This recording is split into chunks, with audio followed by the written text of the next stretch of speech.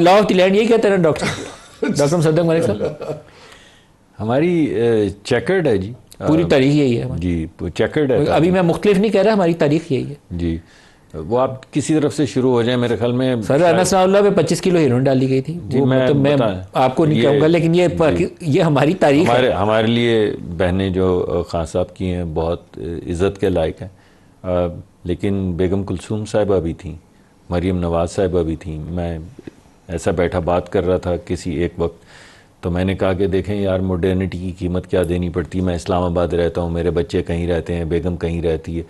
تو وہاں پہ جو بیٹھے ہوئے تھے انہوں نے کہا کہ آج سے 2 سال 3 سال پہلے پرائم منسٹر صاحب جو ہیں، ان کے بھائی جیل میں تھے، ان کی بھاوج قریب المرگ تھیں، ان کے بیٹے جیل میں تھے، ان کی بھتیجی جیل میں تھیں، تمام رفقا جیل میں تھے. سر لیکن آپ لوگوں نے سیکھا کیا؟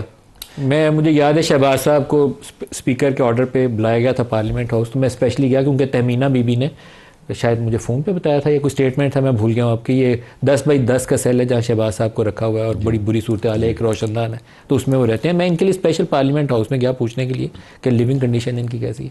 لیکن ایک شخص جس کے ساتھ یہ کام کیا گیا، اور نواز شریف کے ساتھ کلثوم بی بی بستر مرگ پہ تھی، کیا ان کو یہی کچھ ہی کرنا چاہیے اپنے پولیٹیکل اپوننٹس کے ساتھ، کہ اس کو بڑا انسان بن کے بہتری کا رستہ دینا چاہیے، بدلہ لینا چاہیے، کیا کرنا چاہیے؟ نہیں، میرے خیال میں جی بدلہ نہیں لینا چاہیے. اس وجہ سے جتنے بھی ہمارے پروگرامز ہوتے ہیں، میں ابھی آپ نے ان کا بیان چلایا کہ ان کا علاج نہیں ہو رہا خان صاحب کا، ایسا نہیں ہے. تو سر وہ شفا میں کہتے ہیں لے جائیں تو لے جائیں نا، شفا انٹرنیشنل میں شفا یہی ہے اسلام آباد میں، لندن میں تو ہے نہیں. ماشاء اللہ آپ کے پاس پوری ریسرچ کی ٹیم ہے. آپ ایسا کیجئے کہ جو ان کی نوعیت ہے، ان کے گلوکوما کی طرح کی نوعیت ہے، ان کی ایک وین جو ہے جس سے بلڈ ویسل، جس سے بلڈ کا انخلا ہوتا ہے، وہ سٹف ہوئی ہوئی ہے، ایج ریلیٹڈ سٹفنس آتی ہے، جس کی وجہ سے پریشر بڑھ جاتا ہے. اس بیماری کے لیے پہلے پھر عمران خان کے پلیٹلیٹس نیچے کرنے پڑیں گے، پھر آپ لے کے جائیں گے، ویسے نہیں لے کے جائیں گے.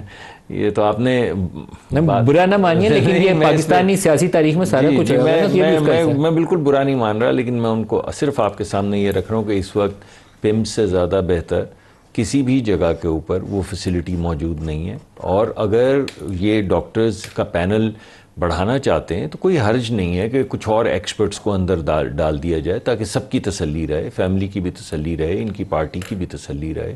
اس میں کوئی حرج نہیں. ایک لائن میں دے دیں آپ، وہ کہتے ہیں حرج کوئی نہیں ہے، دو دفعہ پمز لے کے آئے، رات کے اندھیرے میں لے کے آئے معالجین سے سیکیورٹی کے لیے. آپ کو معلوم ہے کہ باہر کیا ہنگامہ کھڑا ہو جائے گا اگر آپ کہیں اعلان کر کے لائیں.